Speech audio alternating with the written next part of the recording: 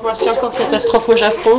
Les tsunamis ne cessent de s'alourdir, près de 1400 morts et disparus. Les premières équipes de secours venues de l'étranger sont attendues sur place dans la journée car les dégâts sont considérables. Tam Melaka. Les paysages sont apocalyptiques.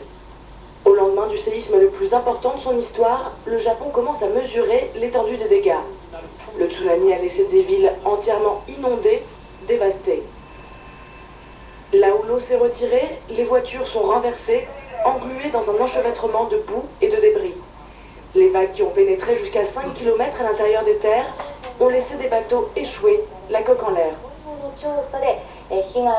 Les infrastructures sont aussi très touchées. Un barrage a cédé et plusieurs trains ont déraillé. 2 d'entre eux sont toujours introuvables 24 heures après la catastrophe. Plus de 200 000 personnes ont déjà été évacuées vers des abris, mais dans certaines zones, les survivants attendent encore les secours, comme ces personnes réfugiées sur le toit d'une école. À Sendai, la ville la plus touchée, près de 300 corps ont été découverts sur une plage après le passage d'une vague de 10 mètres. D'après les secours, la catastrophe aurait fait plus de 1400 morts ou disparus et le bilan ne cesse de s'alourdir. Très grosse inquiétude ce matin autour de la centrale nucléaire Fukushima. Le violent séisme d'hier a provoqué des coupures d'électricité et les dysfonctionnements se multiplient. Olivier Moisan.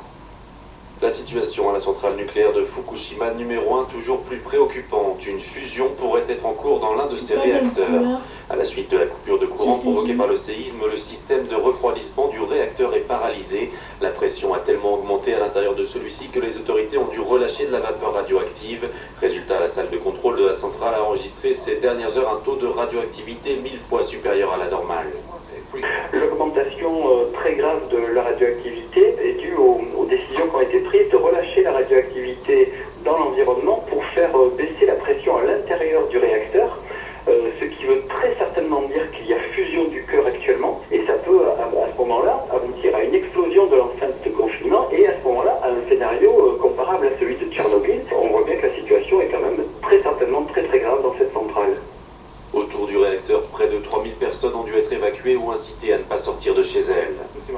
Nous avons demandé aux personnes situées dans un rayon de 3 km de la centrale d'évacuer la zone. Ceux qui résident dans un rayon de 3 à 10 km de la centrale ne doivent pas sortir de chez eux.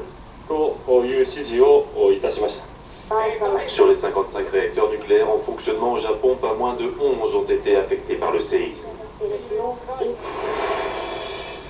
Alors qu'on le réveillait en pleine nuit pour le mettre au courant de la situation, Barack Obama a immédiatement promis son aide aux Japonais. Dans un communiqué publié dès l'aube, il a déclaré « Les États-Unis se tiennent prêts à aider le peuple japonais en ce moment de grande difficulté. L'amitié et l'alliance de nos deux pays est inébranlable. » Un peu plus tard dans la journée, le Japon a officiellement demandé l'aide des forces armées américaines. Barack Obama, lors d'une conférence de presse, s'est fait donc un peu plus précis.